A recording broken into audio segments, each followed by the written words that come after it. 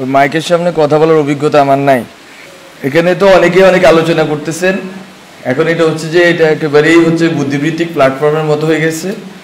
আমি আসলে আছি হচ্ছে যে কি বলা যায়, ত্রিশঙ্কু দশা বলতে যেটা আছে ওইটাই, মানে না বুদ্ধিবৃত্তিক জায়গাতে আছি না রাজনৈতিক জায়গাতে আছি লিয়াজোতে। তো ফলত ওই এই দুইটা জায়গাতে অনেক রকম, মানে এখানে আমি তো বেশি সৌভাগ্য হয় নাই অনেকের কথা শোনার, যেসব কথা শুনতেছি ওই মাঠের ভিতরে পরিস্থিতি, গভর্নমেন্টের ভিতরে পরিস্থিতি, পলিটিক্যাল সার্কেলের ভিতরে পরিস্থিতি এবং আরও অনেক জায়গাতে 3-4টা জায়গাতে পরিস্থিতি, কোনোটার সাথে কোনো মিল নেই। মিল নাই কেন আমি বলি, আমি ভাবছিলাম এই কথাটা শেষে বলবো, যে ওই সভা সাহেব একটা কথা বলে গেছে যে বাংলাদেশের বুদ্ধিজীবীরা যে 71 মুক্তিযুদ্ধ হবে এটা আজ করতে পারে নাই, এইবারও বুদ্ধিজীবীরা ফেল মারছে। তো আমি বলবো যে এই ক্ষেত্রে খুব গুরুত্বপূর্ণ যে এইটাকে বুঝা, আসলে সময়ের সন্তান বলতে একটা আইডিয়া আছে, সময়টাকে বুঝা, এটা হচ্ছে আমাদের জন্য গুরুত্বপূর্ণ যে আমরা সময়ের ভিতরে কিভাবে সক্রিয় হব এবং আমরা কিভাবে সময়টাকে ধরব। আমি যদি বলি যে আমাদের এখানে যেই সার্কেলটা বেসিক্যালি এটা আমাদের একার কৃতিত্ব না অবশ্যই, কিন্তু যেই গাঠনিক শক্তি ছিল ওই গাঠনিক শক্তির ভিতরে সবচেয়ে গুরুত্বপূর্ণ জিনিস ছিল যে ভাবাদর্শিক বোঝাপড়া। এখন ধরেন না আপনার, আমরা বলতেছি একটা পোস্ট ইডিওলজিক্যাল সিচুয়েশনে আছি, আমাদের কোনো ওইভাবে আমরা একটা তুহিন এখানে বলে গেল যে নির্দলীয় বলতে কি বোঝাচ্ছে, বাট অথবা এটাই নতুন কিনা রাজনীতি কিনা নতুনভাবে, বা আরো অনেকে অনেক কিছু বলছে। বাট মূলত হচ্ছে যে আমাদেরকে লড়তে হয়েছে কিসের বিরুদ্ধে, এটা আসলে আমাদের বুঝতে হবে প্রথমত। এবং আসলে সামনের লড়াইটার সাথে গণ অভ্যুত্থানের যে ধরেন না আপনার হচ্ছে 2 কি 3 সপ্তাহ যে সময়টা, শ্বাসরুদ্ধকর যে সময়টা, অথবা এর আগে পরে আরো কিছুদিন যদি বর্ধিত করি, অথবা অনেকেই বলতেছেন এখনো গণ অভ্যুত্থান পরিস্থিতি, আমিও মনে করি। তো এই সময়টায় আসলে আমরা কি ধরনের ভাবাদর্শিক লড়াইটা করছি এটা আমার কাছে খুব গুরুত্বপূর্ণ, কারণ এইটা ঠিক করে দিবে বাংলাদেশের সামনের রাজনীতি। আমরা বলতেছি এটা একটা পোস্ট ইডিওলজিক্যাল সিচুয়েশন, মিনস কি বলতে আমি বলতেছি যে আপনার হচ্ছে ইডিওলজিক্যাল কোয়েশ্চেনটা গুরুত্বপূর্ণ ছিল। আজম স্যারের লেখায় দেখাইছেন যে ভাষাগত এজমালি ভাষাগত কোয়েশ্চেনটা গুরুত্বপূর্ণ ছিল, এবং আপনার এখানে জনগণ যে ক্যাটাগরি এটা কিভাবে গঠিত হইলো এটার একটা গুরুত্ব ছিল।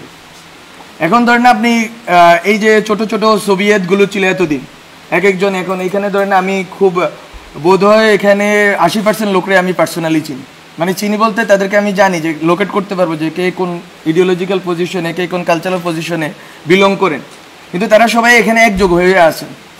এখন এখান থেকে আসলে সামনের কোয়েশ্চেনটা কি হবে সেটা হচ্ছে ইডিওলজিক্যাল তর্কটা আসলে কোথায় গিয়ে পৌঁছাবে। একটা আমি যখন বলতেছি নির্দলীয় মানে হচ্ছে আগের যে দলীয় ইকুয়েশন ওটার বাইরে আমি বেরোতে চাচ্ছি। আমি যখন বলতেছি অরাজনৈতিক আমি বলতে চাচ্ছি যে আগের যে রাজনৈতিকতা ওটার বাইরে বেরোতে চাচ্ছি। আমি যখন বলতেছি পোস্ট ইডিওলজি আমি বলতে চাচ্ছি যে আগের যে ইডিওলজিক্যাল লড়াইটা ছিল ওই লড়াইয়ের বাইরে আমি বেরোতে চাচ্ছি। বলতে এই যে নতুন মুহূর্ত, এই মুহূর্তটা কিন্তু আমাদের বুদ্ধিভিত্তিক গবেষণার বিষয় না, এটা হচ্ছে সর্ট অফ আমি কি বলবো সজ্ঞার বিষয়, ইনটুইশনের বিষয়, যে আমরা যখন 20 দিনে ছিলাম আমরা কি আসলে কে কাকে কতটুকু শত্রু গণ্য করছি, আমাদের ভিতরে সংহতির আইডিয়াটা কেমন ছিল, আমরা কাকে বন্ধু গণ্য করছি কাকে শত্রু গণ্য করছি, আমরা কাকে ইডিওলজিক্যালি ফাইট করছি কাকে ইডিওলজিক্যালি আমাদের মিত্র মনে করছি। ওই 20 দিন 25 দিন 30 দিনের যেই আমাদের যেই রাজনৈতিকতাটা হয়েছে এটাকেই হচ্ছে যে আমাকে বারবার রিএনেক্ট করতে হবে। এটা হচ্ছে আমার জায়গা থেকে কথা। ওই থিয়েটারে কিছুদিন আমি কাজ করছি, ওখানে আমাকে একটা জিনিস বুঝায় যে, বা এটা আপনারা বুঝেন এখানে অনেকেই থিয়েটারের লোক আছে, রিএনেক্ট করা। আমরা যখন কালকে কিন্তু নাহিদ একটা কথা বলছে আরেকবার গণঅভ্যুত্থানের দরকার হইতে পারে। আমরা জানি যে বিপ্লবের পরে প্রতি বিপ্লব আসে, এটা কিন্তু আমি লিখছি ইভেন বিপ্লব হওয়ার আগেও, যার একটা প্রতি বিপ্লব দিয়ে আসবে। এখন এটা কিন্তু এরকম না যে আতঙ্ক, এই কে নিয়ে যাবে রে, কে আমাদেরকে মেরে যাবে রে, এরকম না ঘটনা। ঘটনা হচ্ছে আপনাকে জনগণকে যেই এই যে বললাম এই মোমেন্টটা তৈরি হয়েছে ওই 20-25 দিনে, ওই মোমেন্টটাকে আপনাকে রিএনেক্ট করে যাইতে হবে, পুনঃমঞ্চায়ন করে যাইতে হবে বারবার। ওই পুনঃমঞ্চায়নের জন্য কি ধরনের রাজনৈতিক প্রক্রিয়া আমাকে ঢুকতে হবে, কি ধরনের রাজনৈতিক সংহতিতে আমাকে ঢুকতে হবে, এবং কী ধরনের ভাবাদর্শিক তর্কে ঢুকতে হবে সেটা হচ্ছে আমার কাছে খুব গুরুত্বপূর্ণ। এবং আমরা বলছি যে বাংলাদেশটাকে আমরা সামনের জায়গাটাতে কোথায় নিয়ে রাখতে চাই। ওখানে যদি আমি বলি, আমাদের একটা কথা নিয়ে অনেকেই তর্ক করতেছেন সিভিল সোসাইটিতে, এটা আমার খুব মজা লাগতেছে, যে সভ্যতাগত রূপান্তর বলতে আমরা কি বুঝাচ্ছি, আমরা কি এখানে কি আনতেছি না আনতেছি। এটা আসলে ঘটনা না। ঘটনা হচ্ছে আমরা একটা কথা বলছি যে জাতীয়তাবাদ, বাংলাদেশি জাতীয়তাবাদ আছে, বাঙালি জাতীয়তাবাদ আছে, এই জাতীয়তাবাদী যে তর্কগুলো আছে, বা অনেকে কথাটাকে বলেন জাতিবাদ, যেটাই বলি, শুদ্ধ অশুদ্ধ আপনারা ঠিক করেন। তো এটা হচ্ছে যে এই দুইটা শব্দ, এই দুইটা যে গঠন হয়েছে, যে আপনার বাংলাদেশি জাতীয়তাবাদ, বাঙালি জাতীয়তাবাদ, এই যে দুইটা লড়াই, একদিকে আছে ইসলাম আর একদিকে আছে ইসলামফোবিয়া লড়াই। এই লড়াইগুলোর আপনার সামনের ভবিষ্যৎটা কি হবে, ওইখান থেকে আমরা বলতেছি যে আপনি দুইটা সিভিলাইজেশনের মাঝখানে বসে আছেন, সিভিলাইজেশন স্টেটের মাঝখানে বসে আছেন। আপনি বাংলাদেশ রাষ্ট্রটাকে কোথায় দাঁড়া করাইতে চাচ্ছেন? আপনি কি ৭১-এর যে মুক্তিযুদ্ধের যেই প্রশ্নগুলো আছে, এটা খুব খুব ভাইটাল কোয়েশ্চেন। মুক্তিযুদ্ধের মানে যেই আপনার চেতনা, গণচেতনা, ওর ভিতর দিয়ে যেই রাজনীতিটা হয়েছে, ওই রাজনীতি দিয়ে কি আপনি টেনে নিতে পারবেন, নাকি মুক্তিযুদ্ধের গণচেতনাটাকে আপনাকে স্ট্রেস করে সামনের দিকে আগাইতে হবে? সামনের দিকে আগাইলে আপনি কোথায় আগাবেন? আমরা বলতেছি ওখানে আপনি যদি সিভিলাইজেশন স্টেট, দুইটা সিভিলাইজেশন, হ্যাঁ তাদের অনেক সংকট আছে, ওখানে কমিউনিস্ট পার্টি আছে, ওখানে আরএসএস আছে, বাট আপনি এই বেঙ্গল যে এটাকে আপনি কিভাবে পুরা দুনিয়াতে দাঁড় করাবেন, এই যদি ভবিষ্যৎমুখী এবং বহির্মুখী প্রস্তাবনা না থাকে, তাহলে ডিজে ভাই আপনাকেই মারবে। ডিজে ভাইয়ের কাজ না আপনার, এখানে বললে আবার শুনে ফেলবে ওরা, তো ডিজে ভাইয়ের কাজ না যে আপনাকে গুলি করা। ডিজে ভাই অথবা বাংলাদেশের যে এনএসআই বা যারা সিকিউরিটি, তাদের কাজ বেসিক্যালি কি, রাষ্ট্র মানে কি বুঝি আমি, রাষ্ট্র মানে রাষ্ট্রের একটা শত্রু থাকবে, রাষ্ট্রের কোনো বন্ধু নেই। কি বলে বন্ধু রাষ্ট্র বলতে একটা আইডিয়া, খুব অদ্ভুত আইডিয়া তারা আবিষ্কার করছে। বন্ধু রাষ্ট্র বলতে তো কোনো কিছু নাই, প্রত্যেকটা রাষ্ট্রই তার, এই যে আজকে আমার বাদ ছেড়ে দিল তো, এটা তো এরকম অনেকে বলতেছে এটা রাজনৈতিকভাবে আমাদের বিরোধিতা করতে করবো, কিন্তু রাষ্ট্র তো এমন একটা জিনিস, সে তার স্বার্থটা দেখবে। তো বন্ধু রাষ্ট্র বলতে কোনো আইডিয়া নেই। বলতো আমি রাষ্ট্র জিনিসটাকে কিভাবে ডিল করবো? এখন যখন আমার দুই পাশে দুইটা সিভিলাইজেশন স্টেট দাঁড়ায় আছে, আমি আসলে কিভাবে ডিল করলে বাংলাদেশের বিশিষ্ট অবস্থানটাকে, এটা আমাকে যদি কেউ ব্যাখ্যা করে বলতে পারেন বলে, যে আমি কেন বাংলাদেশ রাষ্ট্র নামে দাঁড়াই থাকতে হবে, আবার কি জন্য দাঁড়াবো? আমি কি ৭১ দিয়ে ওই ইকুয়েশন সলভ করতে পারছি কিনা? যদি সলভ করতে পারতাম তাহলে বেশিরভাগ দাঁড়াইলো কেমন ৭১-এর উপরে? বলে তো আমি বলতেছি এগুলো হচ্ছে যে আপনাদেরকে রিএভালুয়েট করতে হবে। এবং এটা সভ্যতা বলতে কোনো ইসলাম, হিন্দু এইসব জিনিস আমি বলতেছি না। এটা হচ্ছে আপনারা যদি বেঙ্গল বেসিন, আমরা বেসিনে বসে আছি, বেসিনে আমাদের ল্যান্ডটা, আমাদের দেশটা বেসিন ল্যান্ড, এটা হচ্ছে একটা ধরনের সিভিলাইজেশনাল কনফ্লুয়েন্স ঘটছে এখানে, সব ধরনের সিভিলাইজেশন এখানে এসে মিলিত হয়েছে। এইটা কতটুকু শক্তির জায়গা? উই হ্যাভ ডিফারেন্ট, আমি বলছি there are many Islams in this world, Islams বলতেছি, তো আমার এখানে একটা ইসলাম আছে, আমি ওইটাকে কতটুকু গ্লোবালি রিপ্রেজেন্ট করবো? This is the question of, this is really the question of national integrity and security. এটা অনেকে বুঝতেছে কিনা আমি জানি না। আমার এখানে যেই সেকুলার রাজনীতির কাঠামো আছে, এটাকে তো আমাকে ইনটেক্ট রাখতে হবে। এখন এই সেকুলার রাজনীতির কাঠামো কি, সেকুলার আর সেকুলারিজম, এটা অনেক তর্ক আছে, তালাল আসাদে অনেকে পড়ে বেজে ফেলছে, কিন্তু সেকুলার আর সেকুলারিজমের তর্কে যে আমি এখনো পর্যন্ত ডিল করি নাই, আমি কি এই রাষ্ট্রটা সেকুলার করব নাকি সেকুলারিস্ট করব, অনেকগুলো তর্ক আছে। বলতো আমি, এবং ওই সেকুলারিজমটা কি হবে? ওইটা কি ৭২ সংবিধানের সেকুলারিজম হবে, নাকি আমরা এখন যখন আমরা বলতেছি, আমরা অনেকেই বলতেছি যে নিউ কনস্টিটিউয়েন্ট অ্যাসেম্বলি লাগবে, কিন্তু তর্কটা দেখেন, খেয়াল করেন, সবাই বলতেছে ৭২ সংবিধানের কন্টিনিউটি। আপনি ৭১ ধরতে পারেন, কিন্তু ৭২ আমি মনে করি ধরতে পারেন না। আপনাকে ৭২-এর ব্যাপারে ক্রিটিক্যাল হইতেই হবে, এবং অনেকেই ক্রিটিক্যাল আছেন এখানে, রাজনৈতিক বর্গে অনেকেই ক্রিটিক্যাল আছে। বলতো ওই যে রাজনীতিক যে কাঠামোটা গঠিত হয়েছে, ওইটাকে তো আপনি চুড়ে ফেলতে চাচ্ছেন। চুড়ে ফেলতে চাইলে ওই সময় যে সেকুলারিজম আছে, এটাকে আপনাকে তো আবার রিডিফাইন করতে হবে। এবং নতুনভাবে এখন যে সেকুলারিজম আছে, সেই সেকুলারিজম, এখন তো সেকুলার মানুষ, আপনি কি এখানে ধরেন আন্দোলন, আমরা তো স্লোগান থেকে শুরু করে অনেক নাম টামও ঠিক করছি, আপনি কি এখানে দেখছেন কোনো স্পেসিফিক? আমরা কি করছি? আমরা বলছি যদি মোমবাতি প্রজ্বলন দাও, বলে দাও যার ইচ্ছে বসে দোয়া পড়ুক। আমরা বলছি ১ মিনিট নীরবতা পালন করবে, যার ইচ্ছে সে দোয়া করুক। আপনি এতদিন কি করছেন? আপনি ঢাকা শহরে বসে পুরো বাংলাদেশের মানুষকে আলাদা করে ফেলছেন। এই আন্দোলনে অনেকেই অনেক ব্যাখ্যা করবেন, উই নো হোয়াট হ্যাপেন্ড। এই আন্দোলনে বাংলাদেশের মানুষ একটা গ্রামের হুজুর কেন অ্যাকোমোডেট ফিল করছে? হাসিনার বিরুদ্ধে না, বিকজ অফ দ্য ল্যাঙ্গুয়েজ। এটারই বলে সেকুলার ল্যাঙ্গুয়েজ। এতদিন সেকুলার বলতে আপনারা যেটা বলছেন ওটারে হচ্ছে যে একটা মধ্যবিত্তের একটা বাবল, আর হচ্ছে আওয়ামী লীগের একটা কাঠামো। তো তো এখন আপনাকে এই যে প্রত্যেকটা বর্গকে রিডিফাইন করতে হবে। রাজনীতি নতুনভাবে করতে হলে আপনাকে প্রতিটা বর্গকে রিডিফাইন করে করে আগাইতে হবে। এবং এখানে অনেক কথা আসতেছে কার কতটুকু স্টেক আছে না আছে, স্টেক সবারই আছে। এখন নাম ধরে ধরে বললে তো এখানে কেউ দাঁড়ায় থাকতে পারবেন না।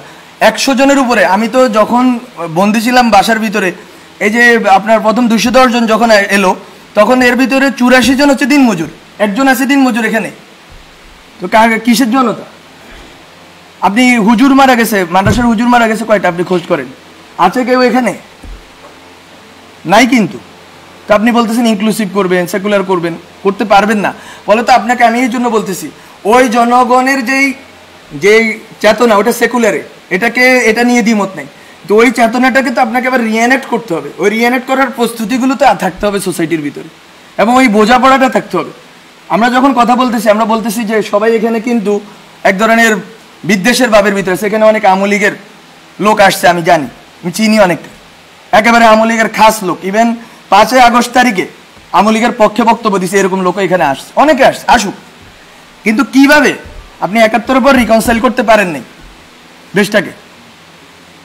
আপনি 71-এর পর দেশটাকে রিকনসাইল করতে পারেন নাই দেখে সেই যে পাক আছে, লুপ হোলসগুলো আছে, ওইটা বেয়ে বেয়ে ফেসিবাদ দাঁড়ায় গেছে। আপনি জামাত প্রশ্নটা আপনারা টিকে রাখছেন, বলো তো এখনো একই লুপ হোলস তৈরি হবে কিনা? আমি আওয়ামী লীগ নিষিদ্ধ করে দিব? নিষিদ্ধ করব কিসের প্রক্রিয়া করব? আওয়ামী লীগ যারা বিশ্বাস করে, আওয়ামী লীগে যারা ইমান আছে যাদের, তাদেরকে আমি কিভাবে ডিল করবো? তারা তো আমার সোসাইটিতে আছে, তারা তো নাগরিক। একটা টার্ম নিয়ে অনেকেই বিরোধিতা করতেছেন, ছাত্র নাগরিক কেন বলতেছি?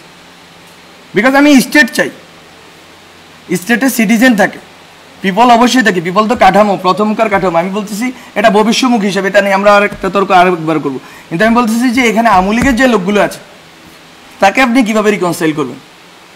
আপনি কি আরেকটা সুযোগ দিবেন ভারত বা অন্য রাষ্ট্রগুলোকে যে এই দেশটাকে বিভাজন করে আরেকটা কোনো জাগরণ মঞ্চ হবে, আরেকটা এই সেই হবে, এবং এর ভিতর দিয়ে আবার দেশটাকে বিভাজন করা হবে এবং পেশিবাদকে টিকে রাখা হবে? এটা বিএনপির পেশিবাদ হইলে তো এটা বিরোধিতা আমার করতে হবে।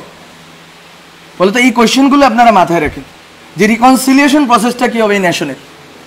এই দেশের মানুষগুলো একজোট হবে কিভাবে? এই দেশের মানুষগুলো এই যে 20 থেকে 25 দিন একটা ধারণাকে একটা জায়গায় এসে একমত হয়ে গেছে, এবং ওখানে কোনো বিভাজন ছিল না। ওই বিভাজন এই যে ছিল না, এটাকে আপনি রিএনেক্ট করবেন কিভাবে? আমি বারবার এই কথাটাই বলবো, রিএনেক্টমেন্ট নিয়ে ভাবতে হবে। এবং এখানে এখানে এই যে কথাগুলো বললাম, অনেক অগোছালো কথা বললাম, বেশি কথা বলেন নাই। কিন্তু আমি বলবো যে আমরা একটা কোয়েশ্চেনকে ডিল করছিলাম যখন আমরা বিভিন্ন আড্ডা চক্র পাঠচক্র করছি যারা আন্দোলনের নেতৃত্ব দিচ্ছে তাদের সাথে। সেটা হচ্ছে আমরা তখন দেখতাম যে বিএনপি 31 দফা দেয়, 28 দফা দেয়, এটা দফা দেয়, কিন্তু কোথাও সমাজ নিয়ে কথা নেই। সবাই রাষ্ট্র নিয়ে ব্যস্ত। রাষ্ট্র কি এমনি তৈরি হয়ে যায় বায়বীয় জিনিস? সমাজের ভিতর দিয়ে তো রাষ্ট্রটা গড়ে উঠবে। এখন আপনি সোশ্যাল ফেসিজম রাইখা কেমনে আপনি রাষ্ট্রীয় ফেসিজম দূর করবেন? সোসাইটির ভিতরে যে ফেসিজমের যে বিভিন্ন প্রবণতা, সেটা ধর্মীয় জায়গা থেকে হইতে পারে, এটা বিভিন্ন চেতনাগত জায়গা থেকে হইতে পারে, এটা ঐতিহাসিক বিভিন্ন স্মৃতির কারণে হইতে পারে। সেই জিনিসগুলোকে আপনারা না ডিল করে রাষ্ট্রকে কিভাবে ফেসিস্ট মুক্ত করবেন? আমরা কিন্তু এই কোয়েশ্চেনটা করছি, এবং ওই জন্য আমরা দুইটা টার্ম বলছি যে দায় ও দরদের সমাজ। ওগুলো টার্মিনোলজির খেলা, আপনারা অন্য নামও দিতে পারেন ওগুলোর। কিন্তু কথাটা এখানে যে মিলবো কিভাবে আমরা, আমার নেশনকে আমি একযোগে এক জায়গায় দাঁড় করাবো কিভাবে? আপনি যখন ইউক্রেন কোয়েশ্চেন আছে, শশী থারুর এবং মোদির কথার ভিতরে কোনো ডিফারেন্স নাই। আর আমি যখন এখানে ইউক্রেনের কোয়েশ্চেন আছে, বিএনপি আমেরিকাপন্থী, ওই আওয়ামী লীগ হচ্ছে ভারতপন্থী বা রাশিয়াপন্থী। তো নেশনটা কোথায় দাঁড়ায় আছে? স্টেট বলতে যে জিনিস, স্টেটটা তো এমন একটা জিনিস হইতে হবে যেটার ভিতরে একটা রিকনসাইল্ড প্রসেসের ভিতর দিয়ে আমি এক জায়গায় গিয়ে দাঁড়াবো। আমার দেশটাকে তো আমি এক জায়গায় দাঁড়া করে রাখতে হবে, ওইটা তো আমি রাখতে পারিনি। এবং এখনও আরেকটা সম্ভাবনা তো রয়েছে, রাখতে পারবো না। আমি কোনো রকম এরকম বলতেছি না ব্ল্যাঙ্ক চেক দেন। আমি একটু আগে একজনের সাথে বলতেছিলাম ট্যাক্স পেন্ডিং কমিশন করেন, এসব গিমিক নাটক পাটক বন্ধ করেন, এরে ধরছি ওরে ধরছি, সবগুলোর একসাথে আজতে ঢুকায়া আপনি হচ্ছে যে বিচারের একটা ইন্টারন্যাশনাল স্ট্যান্ডার্ড তৈরি করেন, সবাইকে বিচার করেন, অন্যদেরকে ছেড়ে দেন, অন্যদের হয়রানি করা বন্ধ করেন। সিম্পল, এটা এত বড় কিছু না। এটার বিশ্বব্যাপী এটার উদাহরণ আছে। এবং বিচার করার পরে সোসাইটিতে ওই লোকটাকে রিহ্যাবিলিট করতে হবে।